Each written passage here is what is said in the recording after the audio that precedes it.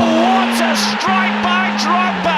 Just when the champions needed inspiration. Ada banyak orang yang lahir nggak cuma buat jadi biasa. Drogba salah satunya. Dia bukan cuma pemain, dia gema. Gue inget dulu nonton dia di TV, bajunya biru Chelsea, matanya nyala kayak bara api, dan setiap gol yang dia cetak kayak pukulan telak buat rasa putus asa. Tapi bro, sebelum jadi raja di Stamford Bridge, dia cuma bocah dari Abidjan, Pantai Gading, diboyong pamannya ke Perancis karena orang tuanya nggak mampu ngasih masa depan. Dari kecil dia udah belajar satu hal, hidup itu nggak pernah netral. Lo harus terus bergerak atau digilas keadaan. Awalnya, jangan lo bayangin dia langsung main di stadion megah, disorot kamera. Drogba mulai dari bawah banget. Tahun 1998 dia gabung Le Mans, klub kecil, tribun sepi, rumput nggak selalu rata, cedera sering datang, tapi dia nggak pernah minggir. 4 tahun dia tempuh di sana. Le Mans mungkin bukan tempat lahir bintang, tapi buat Drogba itu tempat dia belajar bertahan. 2002 pindah ke Guingamp. Di sanalah bara kecil mulai nyulut api. 17 gol dalam satu musim. Namanya mulai bergaung. Marseille datang manggil dia tahun 2003 dan dalam satu musim bikin 32 gol. Gila bro, yang tadinya cuma opsi kedua jadi mesin utama. Lalu Chelsea 2004, klub besar, ekspektasi tinggi. Tapi Drogba bukan cuma sekadar pemain. Di bawah Mourinho dia jadi singa, penyerang yang nggak cuma nyetak gol tapi ninggalin jejak di hati. 8 musim, 381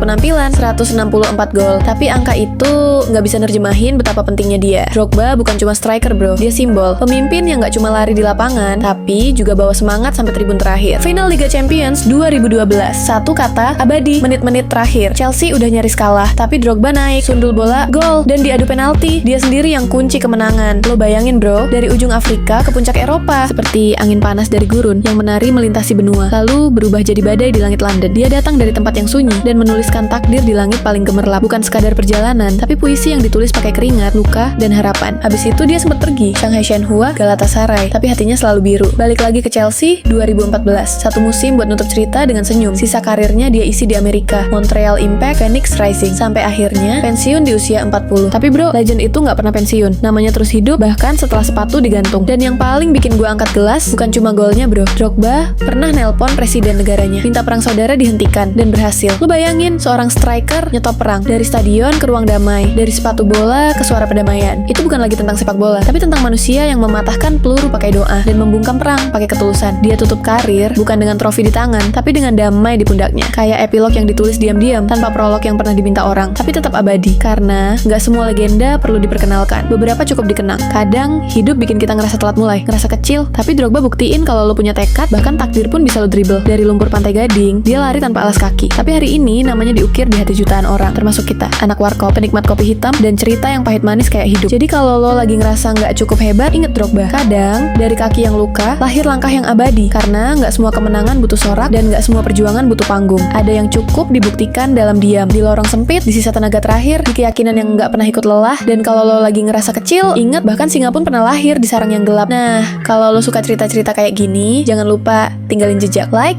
share, dan subscribe biar obrolan bahas bola kita ini makin rame dan kisah-kisah kayak Drogba nggak cuma jadi kenangan, tapi jadi bahan bakar buat jalan hidup kita masing-masing.